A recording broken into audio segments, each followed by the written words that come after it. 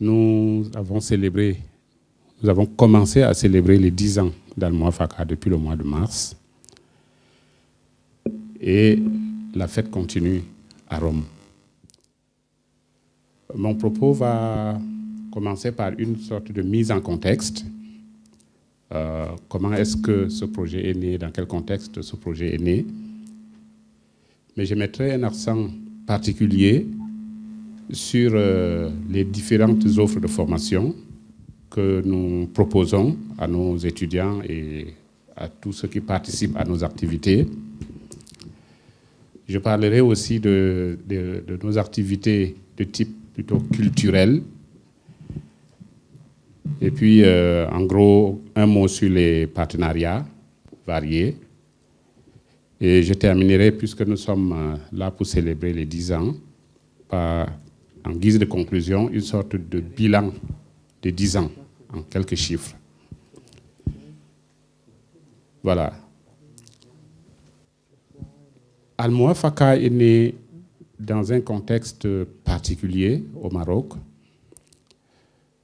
Pour le dire de façon un peu peut-être caricaturale, provocante, un contexte qui a vu le Maroc passer d'églises de type colonial à des églises plutôt africaines. Voilà. Pour rappeler un peu, le christianisme est présent au Maroc depuis très probablement les premiers siècles. Je crois que les attestations de la présence chrétienne au Maroc remontent au IIIe siècle ou IIe siècle, je ne sais pas, par là. Voilà. Et à partir du 7e siècle, l'islam arrive et puis tout ce qui est christianisme au nord de l'Afrique, tout le long, toute la rive sud de la Méditerranée disparaît pratiquement. Vous connaissez l'histoire. Jusqu'à ce qu'au XIIIe siècle, au début du XIIIe siècle, les franciscains reviennent. Donc ça, c'est la longue histoire du christianisme au Maroc. Mais le christianisme marocain tel qu'on le connaît aujourd'hui est venu à partir du fait colonial, disons ça comme ça, à partir des protectorats français et espagnols. Nous sommes au début du XXe siècle. Et donc, l'Église protestante, qui est aujourd'hui l'Église évangélique au Maroc, et l'Église catholique au Maroc, sont nées de cette histoire-là, jusqu'à pratiquement les indépendances, à partir de 1956, par là. Voilà. Et après les indépendances, les églises commencent à décliner, ces églises qui étaient européennes, disons ça comme ça, commencent à décliner du fait que beaucoup d'Européens qui étaient là, soit ils ont décidé de rentrer en Europe, soit ils sont restés, mais il n'y a pas de renouvellement. Voilà. Donc les églises déclinent au point où, au tournant des années 1980-90, on était dans une sorte de menace d'extinction. Jusqu'à ce que des étudiants subsahariens commencent à venir petit à petit au Maroc, suite à une sorte de politique africaine du Maroc qui s'est accélérée depuis l'arrivée de Sa Majesté Mohamed VI, mais je crois que ça a commencé déjà un peu avant. Bien avant. Voilà, Bien, voilà. Donc, la politique africaine du Maroc, et ça c'est d'une part, et d'autre part, les migrations internationales, de façon générale. Quand je parle de politique africaine du Maroc, c'est qu'à partir d'un certain moment, le Royaume du Maroc commence à construire des universités dans les principales villes du Royaume et offre des bourses à des étudiants subsahariens qui viennent faire des études. Donc, ça, c'est un premier profil des personnes qui constituent les églises au Maroc. Donc, ces gens qui viennent pour des études, ce n'est pas que des musulmans, c'est aussi des chrétiens catholiques, des chrétiens protestants, des chrétiens que j'aime souvent appeler néo-protestants, pentecôtistes. Voilà. Et le deuxième, c'est les migrations que nous connaissons, des gens qui viennent et qui veulent continuer en Europe et pour qui le Maroc était juste un passage et qui, pour des raisons diverses, ne peuvent pas continuer et restent bloqués et finissent par s'installer dans la durée. Voilà. Donc, ils ne peuvent pas continuer et ils ne peuvent pas ou ne veulent pas retourner pour des raisons diverses. Ils ne peuvent pas parce qu'en général, ils n'en ont pas les moyens. Mais même quand ils en auraient les moyens, ils ne le veulent pas parce que retourner, c'est un peu la honte, disons ça comme ça. J'ai rencontré un jeune il y a 2 semaines. Je n'avais jamais imaginé que quelqu'un de mon village serait dans cette situation-là. J'ai trouvé quelqu'un de mon village à Rabat qui est là depuis 4 ans et que j'ai rencontré seulement il y a 2 semaines. Sa maman a été ma camarade de classe au cours préparatoire. Voilà. Et c'est coincé et je lui propose la possibilité de rentrer. J'ai vite compris que ce n'était pas ça le projet. Ça n'a pas marché comme il avait prévu, mais retourner, c'est un aveu d'échec, c'est la honte et tout le reste. Voilà. Et donc, ces gens qui viennent et qui intègrent les églises ont permis aux églises de renaître, aussi bien du côté catholique que du côté protestant.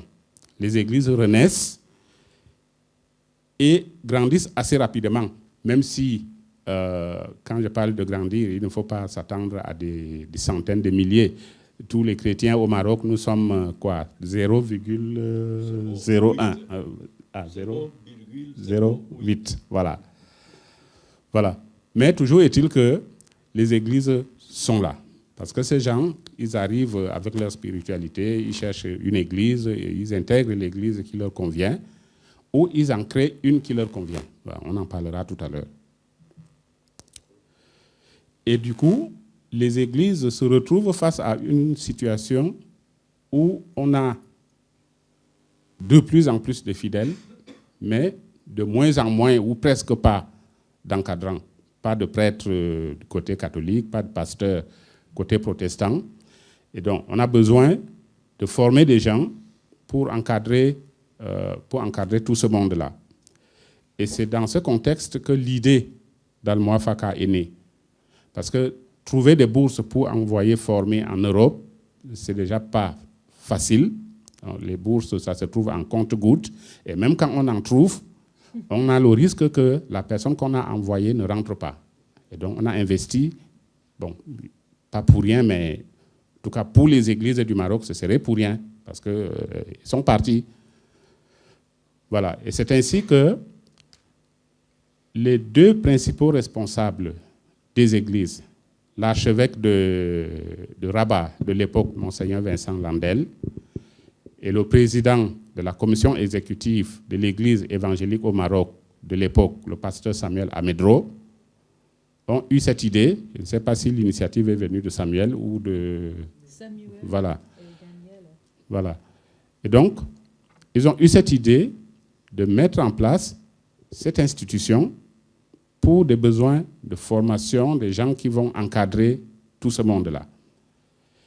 Et du même coup, puisque c'est catholiques et protestants ensemble, ça va permettre de vivre une expérience, de commencer une expérience inédite, de mettre des protestants et des catholiques ensemble dans une même salle de classe pour un même programme qui a été concocté, disons ça comme ça, par la faculté de théologie protestante de l'Université de Strasbourg et l'Institut catholique de Paris pour pouvoir satisfaire les besoins des uns et des autres.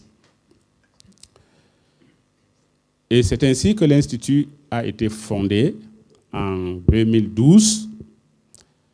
La session inaugurale, non, la session test, appelons, c'est comme ça, non? La session test a eu lieu, je crois, en juillet 2012, mais les premiers étudiants de licence et de DUET, je vais revenir sur ces détails, ont été reçus à partir de février 2013 et l'inauguration officielle a eu lieu en septembre 2014. Ça, c'est pour la mise en contexte. Qu'est-ce que nous faisons concrètement à Al-Mouafaka? Au départ, Al-Mouafaka, c'était 2 pôles. Un pôle théologique et un pôle culturel. Le pôle théologique constitué,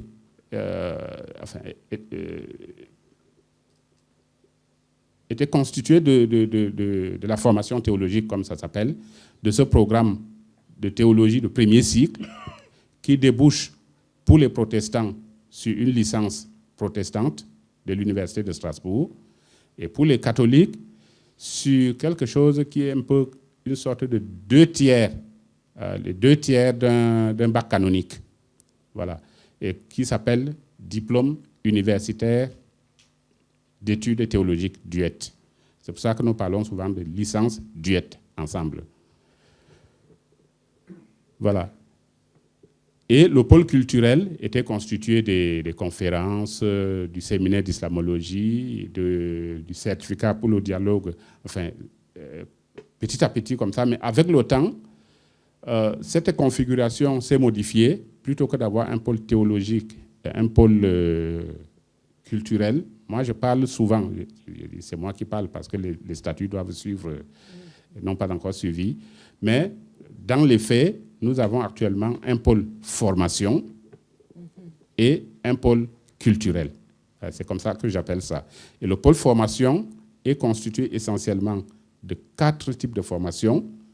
Le premier type, c'est celui dont je viens de parler, qui est la théologie, parce que c'est pour ça que l'Institut avait été fondé, et qui propose une formation de théologie de premier cycle sous la tutelle académique de l'Institut catholique de Paris d'un côté et de l'Université de Strasbourg de l'autre, sur une durée de 4 ans. Une licence LMD, c'est 3 ans, mais à Rabat, les étudiants qui viennent sont aussi du côté catholique des assistants pastoraux qui ont des responsabilités dans les paroisses et qui n'ont pas de ce fait-là du temps pour se consacrer entièrement aux études. Donc on a dû tirer sur 4 ans. Je crois que la discussion au départ envisageait même de tirer jusqu'à 5 ans. Voilà, mais finalement on s'est arrêté à 4. C'était un peu la même chose pour l'Église évangélique au Maroc. Jusqu'à il y a 3 ans, lorsque l'Église a décidé que les 2 premières années, les étudiants doivent être pleinement aux études, et c'est seulement à partir de la 3e année qu'ils prennent des responsabilités en paroisse. Mais en tout cas, en raison de ces responsabilités en paroisse, on a dû tirer le programme sur 4 ans plutôt que de le faire en 3. La deuxième offre de formation, c'est le certificat pour le dialogue des cultures et des religions, dont la première édition a commencé en 2015 et qui se fait chaque année de janvier à fin mai ou tout début juin. Pour la session de 2024, la prochaine session, ce sera du 22 janvier au 5 juin. Voilà. Et c'est un programme qui permet d'offrir des cours sur le dialogue interculturel, sur le dialogue interreligieux, sur les questions de vivre ensemble, de construction ou de maintien de la paix, de résolution des conflits, un peu tout ça, sous la tutelle académique de l'Institut de sciences et théologie de religion de l'Institut catholique de Paris. Voilà. Donc, c'est un programme universitaire de 30 crédits, crédits européens, hein, voilà, de 30 crédits, et qui accueille souvent des prêtres, des religieuses, des pasteurs, des personnes qui travaillent dans le social et qui éprouvent le besoin d'avoir ce type de formation pour pouvoir mieux assumer leur travail. Donc, c'est devenu le deuxième la deuxième plus grande offre de formation à Al-Muwafaqa.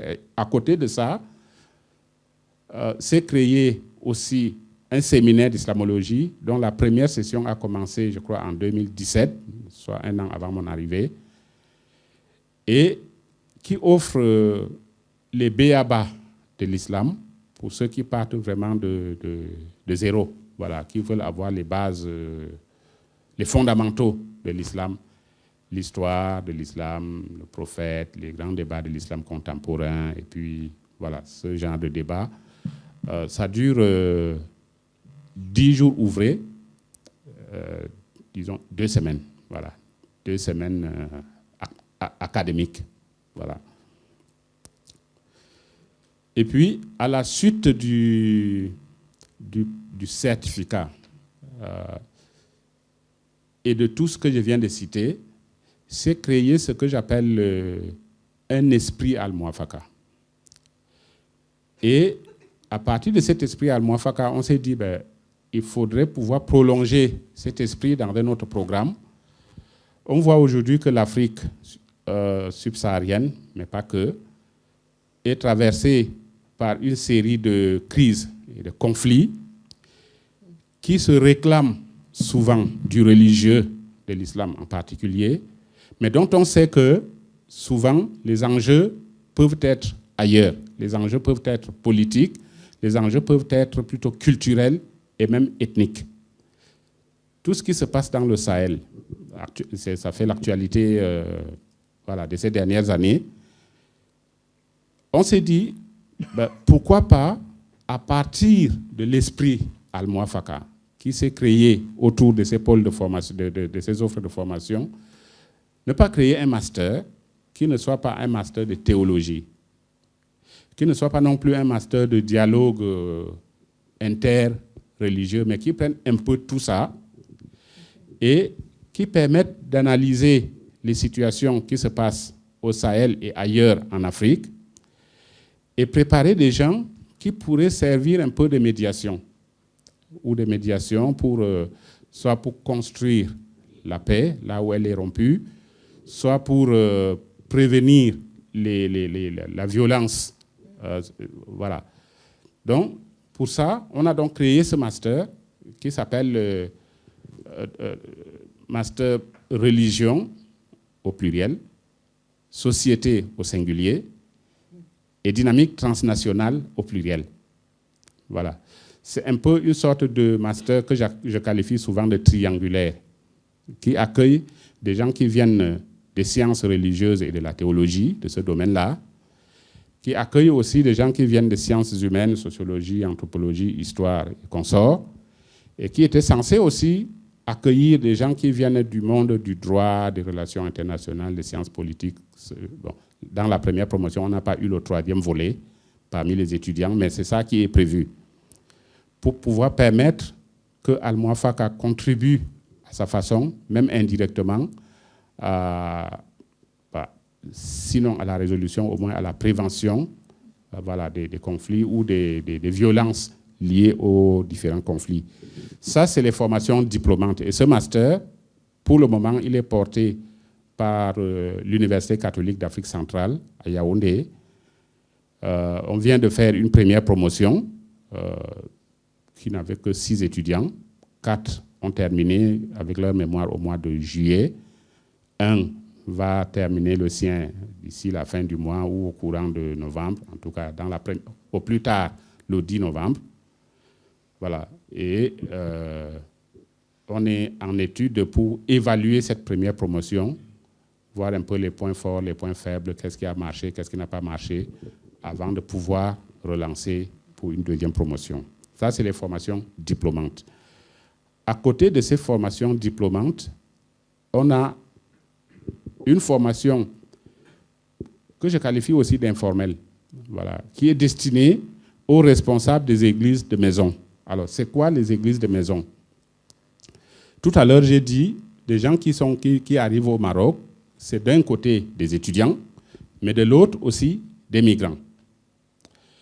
Et ces gens qui arrivent, qui intègrent les églises parce qu'ils s'y sentent à l'aise, mais d'autres, un grand nombre, qu'on n'arrive même pas à chiffrer, on ne sait pas combien ils sont, qui ne semblent pas trouver leur place dans les églises officielles et qui donc vont rester créer des lieux de rencontre pour prier ensemble, pour lire la Bible ensemble, pour méditer ensemble, dans les quartiers, dans les maisons d'habitation. Voilà. Au départ, pour certains, c'était lié au fait justement que c'était des migrants, et comme tels, ils n'avaient pas de papier, et donc venir aux églises officielles, c'était aussi le risque de se faire prendre par la police et tout ça. Donc, c'était un peu compliqué, Et donc, ils ont trouvé cette solution. Mais peu à peu, la raison n'est plus vraiment ça. C'est simplement qu'ils ne trouvent pas leur compte dans les églises officielles, parce que les églises officielles sont considérées soit comme ayant trahi la réforme côté protestant, et côté catholique, on parle de quoi? D'adorateurs de Marie, voilà, avec tous les stéréotypes qui vont avec. Et donc, ces personnes se réunissent dans des maisons privées, les maisons qu'ils louent pour habiter, et ils transforment ces maisons en églises. Et c'est comme ça que l'appellation d'église de maison est arrivée. Alors, quelque chose d'inattendu est arrivé entre-temps qui a permis d'accueillir un certain nombre d'entre eux à l'Institut Al-Muwafaqa. C'est que le premier directeur, mon prédécesseur, au moment où il est arrivé au Maroc, il était aussi doctorant. C'était un doctorant en anthropologie et son champ de recherche, c'était les églises pentecôtistes. Et c'est comme ça qu'il est entré en contact avec ces gens. Et de fil en aiguille, il les a fait venir à l'Institut et on a mis en place cette formation-là. Ce n'est pas une formation systématique, nous faisons une session de 3 heures, un samedi par mois. Voilà. Mais ça leur permet de se rendre compte que, en fait, les autres chrétiens qu'ils considéraient comme n'étant pas vraiment chrétiens, ils le sont quand même. Voilà. Et puis, de se rendre compte que ce qu'ils ont pensé des autres n'était pas tout à fait ça.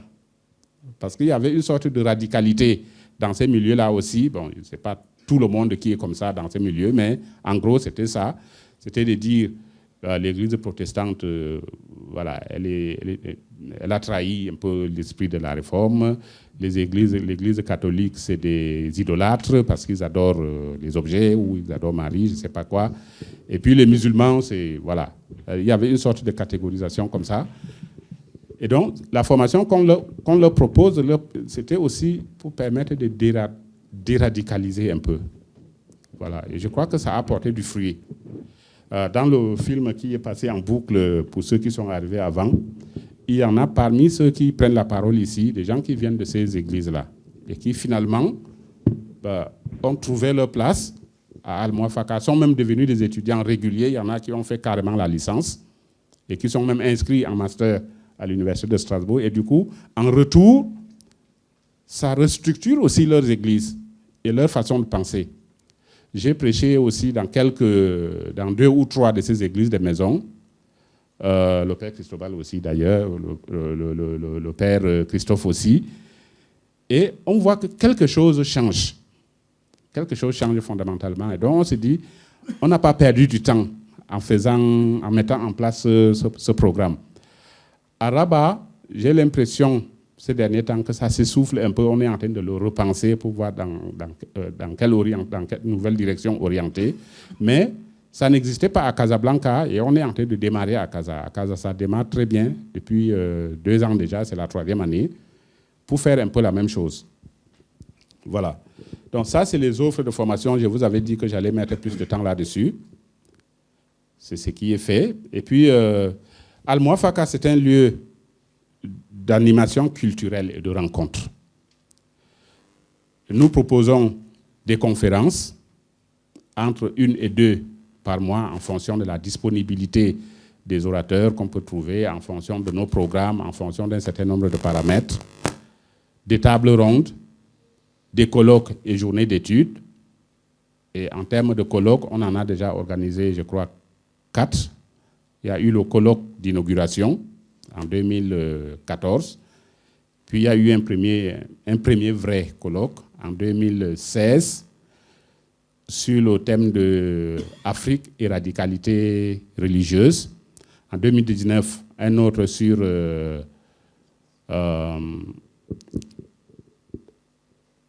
mobilités humaines et trajectoires des monothéismes en Afrique. Et plus récemment, au mois de mars, dans le cadre de la célébration des 10 ans, on en a fait un autre sur les minorités religieuses en Afrique méditerranéenne et subsaharienne. Nous faisons aussi ces colloques parfois avec d'autres partenaires c'est-à-dire que des institutions marocaines, l'université Mohamed V par exemple, qui organise et qui nous associe, ou l'Institut Al-Hadid Al-Hassania qui organise et qui nous associe, mais parfois aussi des institutions étrangères. En 2020, en février 2020, Al-Muwafaqa et la Fédération luthérienne mondiale et l'université, j'essaie de traduire grossièrement parce que c'est libellé en norvégien, l'université scientifique du sud de la Norvège, à Bergen. Voilà. Ensemble, on a organisé un colloque à Bergen, justement sur les questions climatiques et ce genre de choses. Donc, c'est devenu une partie intégrante des activités de l'Institut. Nous organisons aussi des visites sur des lieux historiques et symboliques du Maroc, soit à Rabat, à Casablanca et dans le Moyen Atlas et ailleurs au Maroc. Ces visites sont organisées souvent dans le cadre de l'un ou l'autre de nos programmes, soit le certificat pour le dialogue des cultures et des religions, soit le séminaire d'islamologie, mais on essaye d'offrir aussi à nos étudiants de licence la possibilité de faire ces voyages-là, et de faire ces visites et des voyages d'immersion dans le Maroc. Et moi, je dis souvent que le rôle que nous jouons à Al-Muwafaqa, c'est une sorte de prolongement, même si on ne le dit pas comme ça, de l'esprit de Toumliline. C'était de 56 à 66, c'est ça? Voilà, de 1956 à 1966, à Toumliline, proche d'Asrou, il y a eu ce monastère, c'est bénédictin, voilà, qui a organisé des rencontres, des conférences internationales. Voilà. Et donc, Al-Muwafaqa s'inscrit un peu dans la suite de cette démarche, même s'il y a eu rupture depuis plusieurs décennies. Mais aussi dans la suite de la bibliothèque patrimoniale La Source, à laquelle nous avons succédé sur le lieu physique où nous nous trouvons actuellement, qui est une maison qui appartient à l'Église catholique. Je ne vais pas reprendre toute l'histoire de cette maison, mais en tout cas, depuis que la maison a été donnée à l'Église catholique, elle est restée un lieu de rencontre. Voilà, un lieu de rencontre, un lieu d'accueil, un lieu de... Et donc, nous sommes pour le moment les derniers en date à occuper ces lieux-là. Alors, l'Institut Al-Muwafaqa fait en quelque sorte l'expérience d'un joyeux paradoxe. Le paradoxe de la minorité. Nous sommes extrêmement minoritaires, d'abord en tant que chrétiens au Maroc, mais aussi en tant qu'institution, nous sommes un petit truc, voilà, presque invisible. Même quand vous passez, si ce n'est pas un jour ouvrable, on ne s'imagine pas qu'il se passe des choses là. Voilà. Mais dans cette petitesse, nous essayons de faire des choses, de faire bouger un peu les lignes, de faire des choses grandes.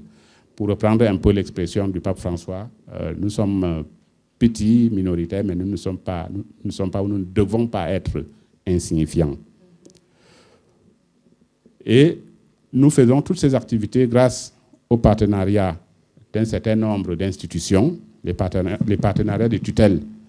En Europe, j'ai déjà parlé de l'Institut catholique de Paris, et de la faculté de théologie protestante de l'Université de Strasbourg et de l'Université catholique d'Afrique centrale.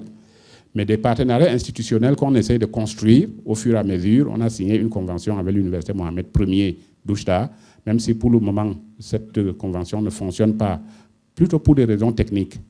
Chaque fois qu'on en a eu besoin, les profs que nous approchons ne sont pas souvent francophones, et donc ça crée un petit blocage. Mais ça veut dire que quelque chose est quand même en route.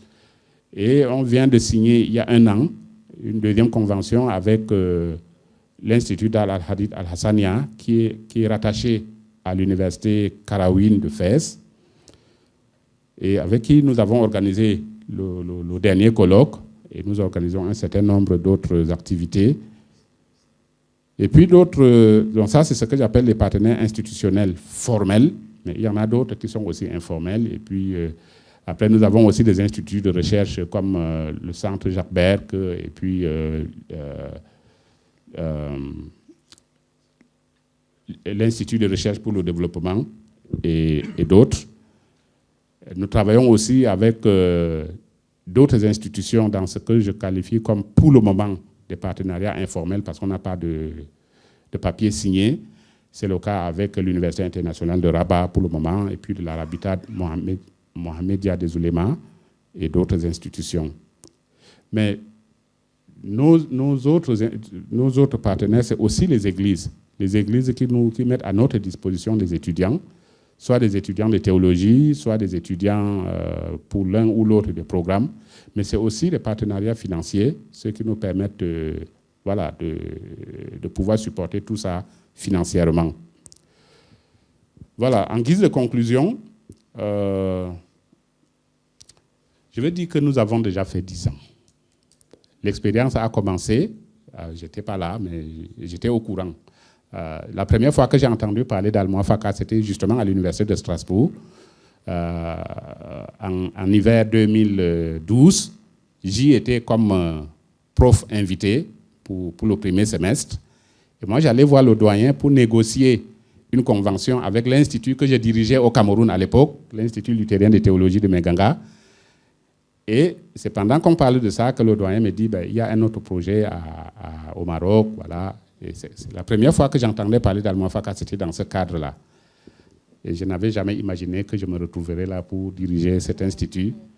Voilà. Donc, ça fait 10 ans que nous sommes là.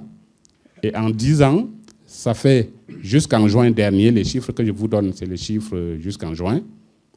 Ça fait 29 licences de théologie protestante délivrées à Strasbourg. Ça fait 10 diplômes universitaires d'études théologiques délivrés à l'Institut catholique de Paris.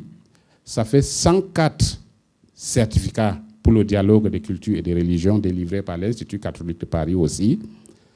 Ça fait 4 masters déjà terminés qui vont être délivrés par l'Université catholique d'Afrique centrale et un 5e qui va terminer bientôt dans les semaines qui arrivent. Ça fait aussi 120 participants au séminaire d'islamologie jusqu'en 2023 et entre 100 et 150 participants au programme de formation des responsables des églises de maison. Et pour les formations diplômantes, plus le séminaire d'islamologie, sans compter les églises de maison, ça fait 450 étudiants formés, tous cycles compris. Pour moi, c'est plus qu'une bouteille jetée à la mer. C'est un appel, c'est une espérance. Je vous remercie. Bonsoir à tous. Il a fait une présentation magnifique et complète, mais il n'a pas expliqué parce que c'est pourquoi nous parlons d'institut de théologie. Parce que vous savez qu'au Maroc, l'hospitalité est très importante. Et quand tu arrives, on t'offre toujours un thé. Et au milieu de la journée, on fait un petit moment de récréation et on serve le thé. D'où institut de théologie. Ce n'est pas de caféologie. Hein? Bon, c'était pour commencer une blague, pour sourire un peu. Mais sérieusement, je vais commencer avec la phrase que le pape François a prononcée devant les rois, les autorités et le peuple marocain dans sa visite mémorable à Rabat le 30-31 mars 2019. Il a parlé avec ces mots. « Je considère aussi comme un signe prophétique la création de l'Institut œcuménique Al-Mouafaka à Rabat en 2012 par une initiative catholique et protestante au Maroc. Institut qui veut contribuer à promouvoir l'œcuménisme ainsi que le dialogue avec la culture et avec l'islam. Cette louable initiative traduit les soucis et la volonté des chrétiens vivant dans ces pays de construire des ponts pour manifester et servir la fraternité humaine. » Voilà, c'est la meilleure publicité que nous pouvons faire, hein, je pense. Jean a présenté très bien le contexte ecclésial dans lequel cette initiative a commencé. On pourrait dire qu'on a commencé pour un motif égoïste. Il fallait avoir des agents pastoraux pour les églises protestantes et catholiques. On voulait, disons, promouvoir des chrétiens au service de notre église. Mais cette motivation initiale, petit à petit, s'est répandue et agrandie. Parce que le pape dit ici, c'est louable, non, qui veut contribuer à promouvoir l'écuménisme ainsi que le dialogue avec la culture et avec l'islam.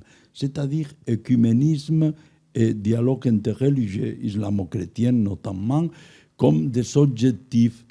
Et ça, ce n'est pas simplement pour former certaines personnes qui vont être à la tête de nos communautés chrétiennes ou qui vont prêter un service à nos communautés. C'est pour prêter un service aux églises, à la société, à l'Église universelle et au monde entier.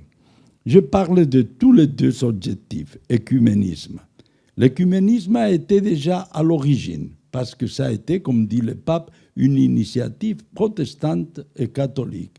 Deux personnes, le pasteur Samuel et l'évêque Vincent, se sont mis d'accord. C'est pour cela que le ministre des Affaires islamiques a proposé le nom de Al-Muwafaqa, la concordance, l'accord, la convention, se mettre d'accord. Et le slogan de Al-Muwafaqa, c'est s'accorder pour servir. S'accorder pour servir. C'est très intéressant. Et l'écuménisme qui a été présent à la naissance est continué dans toute l'histoire et s'est fait réalité dans l'organisation.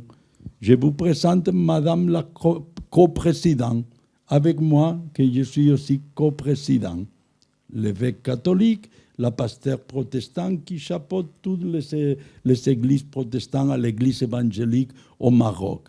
Mais aussi le directeur et pasteur protestant luthérien et le directeur des études, Christophe Roucou, qui est par ici, c'est prêtre catholique. Mais la bibliothécaire est protestant, évangélique. L'adjoint à la direction est catholique. La comptable, musulman. Pentecôtiste, oui. Donc, il y a un peu de tout.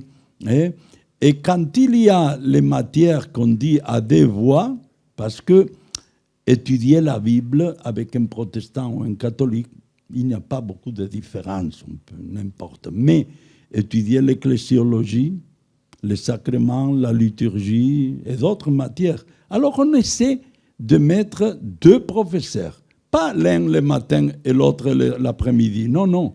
Tous les deux ensemble au moment temps dans la même classe en s'écoutant l'un l'autre. Un protestant, un catholique. Si possible, un homme, une femme. Si possible, un Africain, un Européen. Et je ne sais pas s'il y avait encore une autre variable. Un musulman, un chrétien, lorsque le cours s'y prête aussi.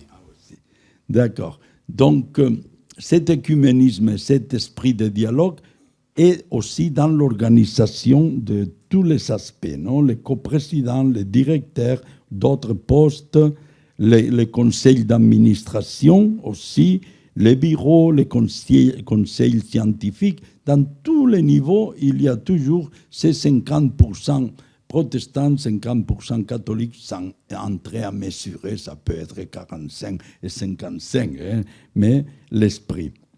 Et ça crée un esprit et une ambiance. Par exemple, le matin, on commence par la prière que les mêmes étudiants organisent. Et une fois, c'est un protestant qui dirige la prière, une autre fois, c'est un catholique. C'est différent, la façon de prier, mais tous prient selon celui qui a préparé là. On anime la semaine de prière pour l'unité des chrétiens, le mois de janvier. On réalise des visites mutuelles aux églises et des rencontres.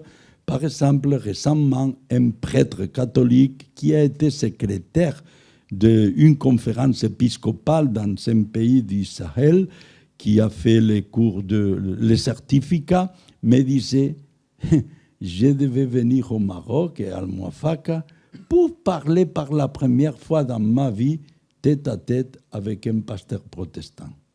Si j'ai resté chez moi, concrètement au Burkina Faso, peut-être jamais j'aurais parlé de personne à personne avec un pasteur protestant. Et ça a été fait grâce à Al-Muwafaqa, sans me forcer, parce qu'ils passent tout le temps ensemble pendant les cours. Un jour ou l'autre, disent, nous devons faire ce travail. Viens chez moi. Nous déjeunons ensemble et après nous travaillons. Donc c'est comme ça. La convivialité de chaque jour, les amitiés qui s'établissent, parfois en profondeur. Je me rappelle que nous avons fait une réunion de partenaires et de prescripteurs avec les personnes qui s'intéressent à Al-Muwafaqa, de toute l'Europe et l'Afrique. Et il y a un témoignage qui a touché beaucoup tous.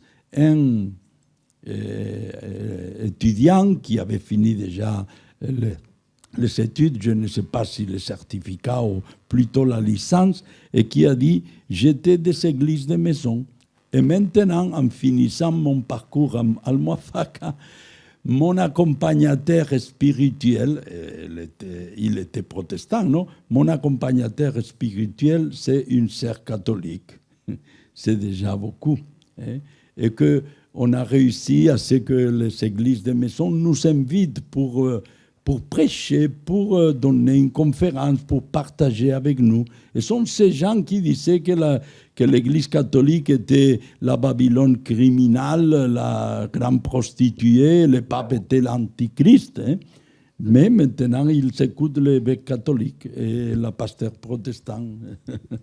Donc, cette ambiance écuménique forme au-delà du contenu des matières. Il y a aussi des choses qui touchent directement. Mais ce qui change la mentalité, c'est l'ambiance qui se crée, les relations interpersonnelles qui se créent. La même chose pour les dialogues interreligieux, qui est une des finalités. On prépare les personnes académiquement, mais surtout, on établit et on facilite les contacts. On organise des rencontres, des voyages, et pratiquement, on institutionnalise les relations à travers conventions qui ont été déjà citées. Là aussi, ce n'est pas qu'on étudie tout le temps l'islam. Au séminaire d'islamologie, sont 15 jours pour cela, c'est clair. Au certificat, il y a beaucoup de matières. Mais la licence en théologie, c'est la licence en théologie. Ce n'est pas qu'on étudie le Coran, on étudie la Bible. Mais dans une ambiance où tu es tout le temps en train de côtoyer l'ambiance musulmane. Alors ça change un peu le regard qu'on a. Et beaucoup arrivent avec des préjugés, incroyablement. C'est vrai, avant, quand nous étions au Pisaï, je pense que c'était Christophe qui a fait allusion à ça, qu'il y a des gens que, quand ils arrivent au Maroc, ils pensent qu'ils viennent à mourir. Hein. Il y a une congrégation féminine qui avait envoyé 3 sœurs d'un pays du Sahel, et quand les sœurs venaient, tous les autres sœurs sont allées à l'aéroport en pleurant parce que les sœurs allaient mourir, allaient au martyr. Heureusement, elles sont passées déjà 15 ans ou 18 ans au Maroc et elles sont en bonne santé toutes. Hein. Donc, voilà un peu. Pour nous, les catholiques, je vais vous présenter l'expérience très, je dirais, originale des assistants pastoraux. Parce que les assistants pastoraux sont pour Al-Muwafaqa et Al-Muwafaqa, c'est pour les assistants pastoraux. C'est-à-dire, nous avions besoin des agents pastoraux qui servent les paroisses. Et Al-Muwafaqa devait les former. Mais s'il n'y avait pas les assistants pastoraux, Al-Muwafaqa ne pouvait plus exister parce que ce sont les étudiants. Alors, qu'est-ce qu'un assistant pastoral? C'est un jeune, ou une jeune, parce qu'il y a eu plusieurs, que finit leurs études civiles, n'importe en quel domaine, économie, informatique, mathématiques, droit, n'importe quoi, mais finissent leurs études civiles de licence ou bien de master, s'engagent au service de l'Église pendant 4 ans, tout en étudiant la théologie, la licence, et tout en étant animateurs de certains services, soit d'une paroisse ou soit du diocèse en général. Et nous avons fait déjà, je pense que 6 ou 7 promotions de 4. L'idée, c'était toujours avoir 4 chaque 2 ans. Et 25 ou 30 assistants pastoraux sont déjà passés par cette expérience. C'est quelque chose d'original. Certains ont maintenu une paroisse à eux seuls, c'est-à-dire qu'il n'y avait pas un prêtre, il n'y avait pas une communauté religieuse, et l'assistant pastoral a maintenu pendant 2-4 ans la communauté chrétienne, le catéchuménat, la catéchèse, la liturgie, la chorale, tout.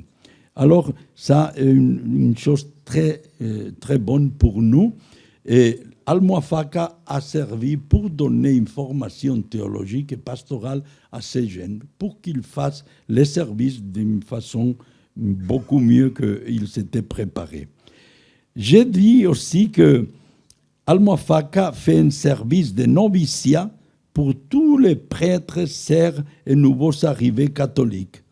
Je fais de façon à ce que tous ceux qui arrivent passent au moins au certificat, au moins sinon au séminaire d'islamologie, parce que c'est une façon d'entrer par immersion, comme le baptême par immersion, pendant quelques semaines ou quelques mois, pour entrer dans l'ambiance du Maroc et de l'Église au Maroc.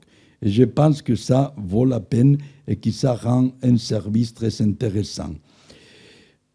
J'aimerais encore qu'il y ait un autre service que nous n'avons pas fait encore. Les protestants ont commencé avec succès, je pense, que c'est étendre la formation continue à tous les chrétiens, c'est-à-dire profiter d'Almuafaca, que c'est une institution de formation avec des professeurs, avec des ressources, et maintenant avec la possibilité de faire des choses par Zoom, en distanciel, pour faire des cours pour les chrétiens, les catéchistes, les personnes qui sont dans les paroisses, sur théologie, sur Bible, sur pastoral, etc. C'est quelque chose que nous pouvons développer encore.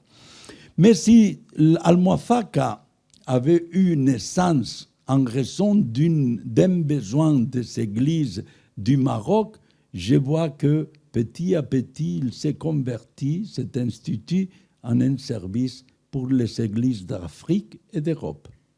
Nous sommes dépassés beaucoup les petits besoins initiaux pour découvrir que nous prêtons un service à l'Église universelle. Par la réflexion qu'on fait, par le travail qui s'est fait, et à travers les personnes qui sont formées, 400 déjà, parce qu'ils ne restent pas avec nous. Nous ne formons pas un assistant pastoral pour qu'il reste 30 ans avec nous. Ils partent. Il fait les 4 ans et ils partent. Nous lui disons, nous ne t'embaucherons pas. L'Église n'a pas de salaire pour te maintenir toute la vie. Alors, ils partent où? Dans leur pays, ou peut-être en France, ou au Canada, aux États-Unis. Mais nous travaillons pour l'Église, nous travaillons pour le royaume de Dieu à travers les différentes églises. Alors, nous avons découvert aussi que petit à petit, il y a des évêques qui envoient des prêtres pour faire les certificats, parce qu'avec ça, après, ils vont les nommer délégués diocésains pour le dialogue islamo-chrétien, au œcuménisme. Alors, vous voyez, ce qui était commencé comme réponse à un besoin concret local, maintenant devient un service offert à toutes les églises africaines et pourquoi pas aussi européennes. En fait, surtout pour les certificats et les séminaires d'islamologie, il y a eu des personnes de Suisse, de Belgique, de France, d'Allemagne, d'Espagne, d'Italie, un peu partout. Nous avons toujours les limites que c'est tout en langue française. Alors, Il y a certains qui ne peuvent pas profiter, mais bon, c'est logique. Si nous le faisons en anglais, ce sera la même chose pour d'autres, non? Bon, c'est ça. Et comme ça, nous réalisons notre vocation de pont.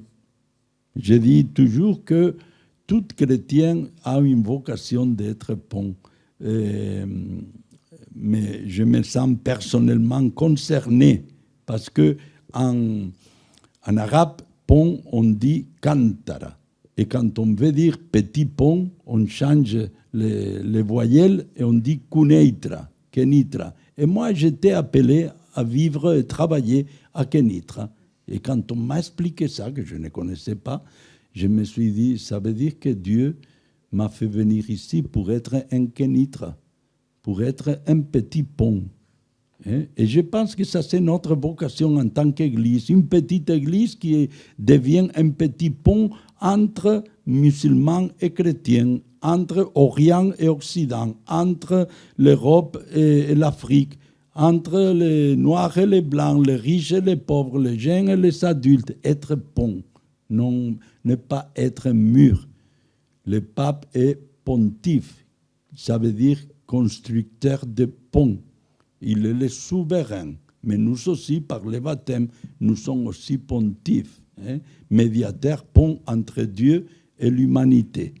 Alors, c'est ça la vocation d'Al-Muwafaqa, être pont entre tout ce que je viens de dire, non? Et ça nous a donné une dimension internationale.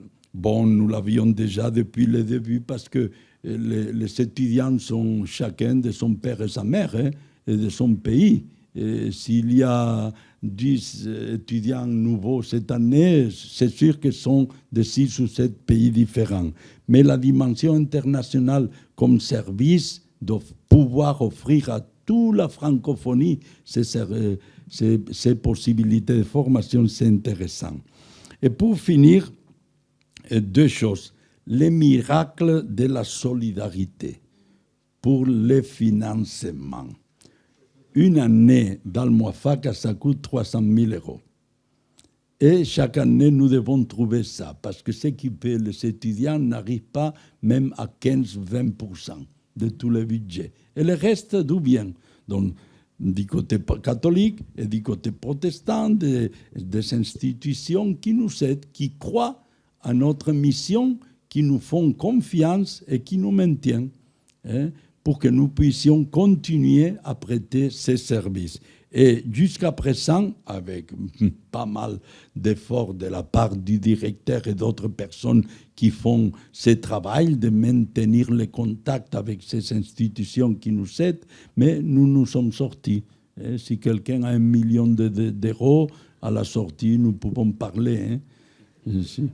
Et la dernière phrase, c'est ne croyez rien de tout ce que je vous ai dit. Venez au Maroc, venez à Al-Muwafaqa et constatez si c'est vérité ou non. Merci beaucoup. Je vais commencer par une confession. Oui. J'ose croire que nous avons plus de catholiques ce soir que de protestants. Je crois, probablement, n'est-ce pas? Quand je suis arrivée au Maroc en 1996, j'avais peur des protestants. Oui, je suis protestante. Mais j'avais fait ma formation d'abord, premier diplôme dans un contexte œcuménique à Emory University, Candler School of Theology. Et puis deuxièmement, je suis partie, au début c'était pour faire un doctorat, enfin c'était un deuxième master à l'Université de Saint-Jean, les bénédictins. J'ai vécu dans le monastère. Donc, un monastère masculin. Bon, il y avait une maison là pour d'autres personnes et mon mari et moi, nous étions là-dedans.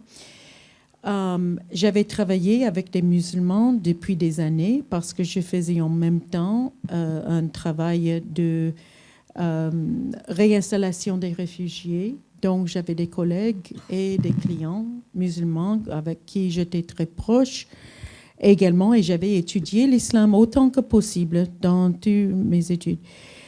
Alors, j'avais peur des protestants en arrivant parce que ce que je connaissais, c'était des missionnaires, donc qui étaient là pour faire le prosélytisme. Donc, et j'étais vraiment de l'esprit que ce n'était pas pour ça que j'étais là.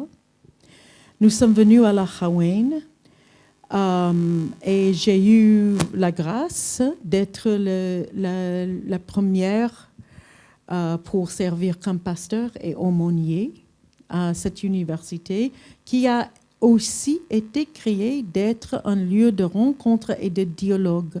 C'est dans le Darir, donc le décret royal entre des personnes de différentes cultures et religions, notamment l'islam, le christianisme et le judaïsme, mais pas limité aux religions monothéistes. Donc, j'étais dans mon rôle à l'université pour le dialogue interreligieux et de former une communauté chrétienne dans l'ouverture de cet esprit de dialogue. Alors, j'avais peur. Et les premières personnes qui m'avaient parrainé au Maroc, les chrétiens, c'était un prêtre franciscain, Joël Colombel, et un autre prêtre diocésain qui était à Meknès, Marc Beaurepaire, et 2 petites sœurs de Jésus à Azrou, qui étaient en ce moment à Ben Smim à Azrou. Donc, je me retrouvais d'abord avec eux. Et pendant quelques années, j'étais plutôt liée au contexte catholique que le contexte protestant.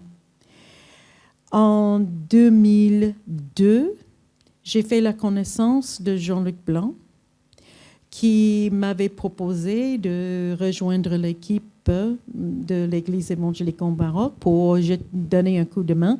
Et un de mes rôles les plus importants, c'était de faire un peu de formation sur l'œcuménisme et l'interreligieux, parce que c'est ça ce que je faisais déjà.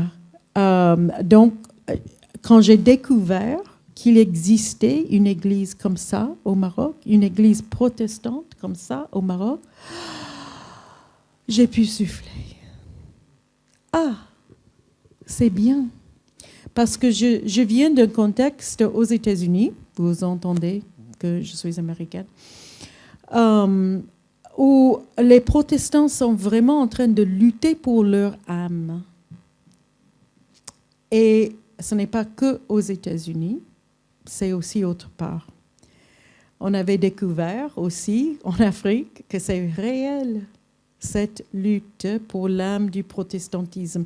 Est-ce que nous serons un protestantisme qui va chercher de vaincre le monde? Et ça veut dire aussi les musulmans et les catholiques. Ou bien, est-ce que nous serons un protestantisme qui est ouvert à l'Esprit de Dieu et qui s'intéresse au mystère de Dieu avec nous, qui s'incarne à travers la pluralité des croyants et même au-delà de nous.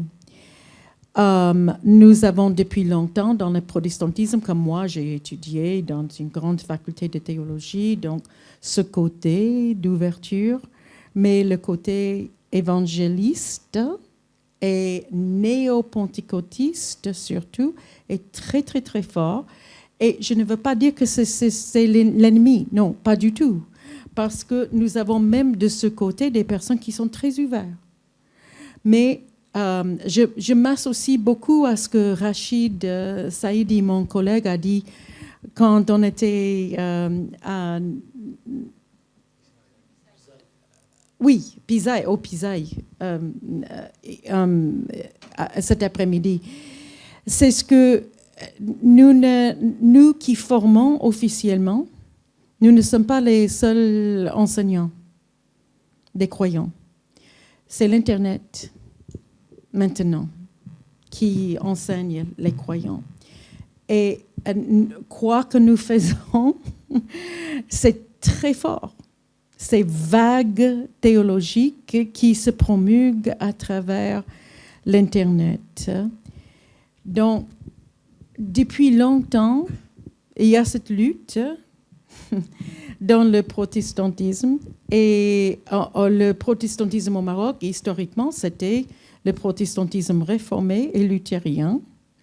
Et puis, de plus en plus, après l'indépendance, l'Église évangélique au Maroc a accueilli les protestants de toutes tendances. Nous étions, en effet, la seule Église protestante reconnue par l'État marocain. Et de plus en plus, avec l'arrivée et la renaissance de l'Église, une renaissance hyper importante, donc Jean a parlé, nous étions, les premiers pasteurs protestants étaient des aumôniers militaires. Nous étions vraiment une église des colons au Maroc. Donc, avec l'arrivée des jeunes Africains pour faire leurs études, le visage de l'Église a complètement changé. Donc, nous sommes, même plus que l'Église catholique, nous sommes une Église africaine. Nous avons pas mal de paroisses où nous sommes 100% africains et étudiants. 100% africains. Ça veut dire que nous n'avons pas d'argent aussi, pas parce qu'on est africain, mais parce qu'on est étudiant. Donc, alors, le besoin de direction, ça se sentait déjà dans l'Église protestante depuis. Et d'une formation, dès le début, ce n'était pas uniquement d'avoir des pasteurs, mais d'avoir des pasteurs formés pour notre contexte, dans cet esprit d'ouverture. Et c'était vraiment grâce à cette initiative de Samuel Amedro et Monseigneur Vincent Nandel et Daniel Nourissa que nous avons pu construire cette initiative qui n'était pas évidente. On a fait notre première session pilote à l'université Al-Akhawain, donc à Ifrane, pas à l'université, mais avec l'accompagnement de quelques professeurs de mon université. Et je me rappelle bien quand on avait les gens du l'ICP, l'Institut catholique de Paris, avec la faculté de Strasbourg, et il y avait un moment où Samuel était en conversation très chaude. Je l'ai entendu et il m'a dit c'est pas évident qu'on va réussir.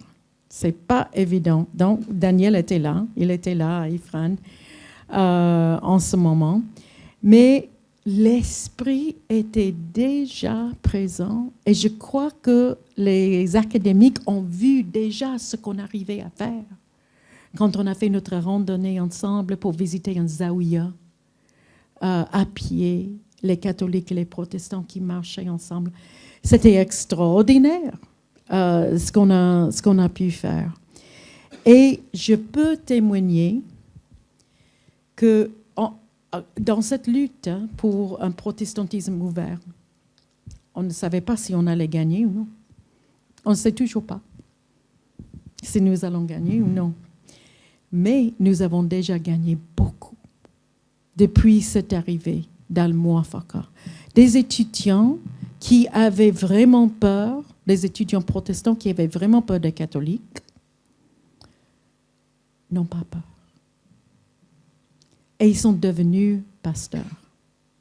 Grâce à Al-Muwafaqa, nous avons consacré pour la première fois dans l'histoire de l'Église évangélique au Maroc nos propres pasteurs qui ont fait leur formation en théologie dans ce contexte écuménique et interreligieux. Ils ont étudié, la première promotion a étudié l'arabe avant d'étudier le grec et l'hébreu. Cette première promotion. Toutes les promotions étudient l'islam avec Rachid. Ce sont vraiment des personnes formées pour ce contexte et qui ont des amitiés très fortes avec leurs collègues catholiques. ça a tout changé dans notre Église. Et je dis que même si j'avais peur de combien ça va nous coûter, et je peux vous dire aussi que nous avons toujours un problème chaque année pour trouver assez d'argent pour avoir des étudiants à l'Institut. C'est une vraie lutte et hyper difficile, mais ça vaut la peine. Ça vaut la peine parce que ça nous a vraiment sauvé la vie d'avoir ces jeunes pasteurs maintenant. On a consacré, je crois maintenant, ça fait 7 personnes, je crois, 7 pasteurs, y compris des femmes, dans l'Église évangélique au Maroc. Et ce qu'on lutte de faire, comme a dit Père Cristobal, c'est de faire rayonner même davantage. C'est déjà d'avoir des leaders qui ont fait cette formation, c'est déjà un grand acquis, hein, c'est quelque chose d'acquis. Mais comment aller plus loin pour que des gens ordinaires aient cette même expérience d'être à côté des catholiques et des protestants ensemble en train d'apprendre qu'est-ce que c'est la sotériologie. On ne va pas utiliser ce mot-là, le salut. Le salut. Je vais terminer par une citation aussi, moi, mais je ne vais pas citer quelqu'un que vous connaissez, mais quelqu'un que vous ne connaissez pas. C'est un jeune Diakari Poudiogo, qui est malien, dont j'ai entendu au Maroc, c'était en 2006, je crois, peut-être avant. Oui, 2004. On était ensemble à Oujda et il y avait un groupe qui nous rendait visite et Diakari a pris la parole. C'est un jeune qui était très impliqué avec les migrants dans notre ministère auprès des migrants et des réfugiés. Nous étions dans l'Église catholique qui héberge 3 paroisses protestantes au Maroc, peut-être bientôt 4. Il terminait notre discussion ensemble en prenant la parole et en disant « Nous te remercions, Seigneur, de notre petitesse, qui est une grâce pour servir les plus petits. » Nous avons découvert, effectivement, si on n'était pas tellement petits, on n'aurait pas fait un Mouafaka. On aurait eu les moyens et tout ça, on n'aurait pas fait. Grâce à notre petitesse, nous avons réalisé quelque chose de grand, je crois, par la bénédiction de Dieu, en restant toujours, comme a dit Jean, petits. Donc, nous rendons grâce à Dieu et nous vous remercions beaucoup de votre attention et de votre intérêt, votre présence ce soir.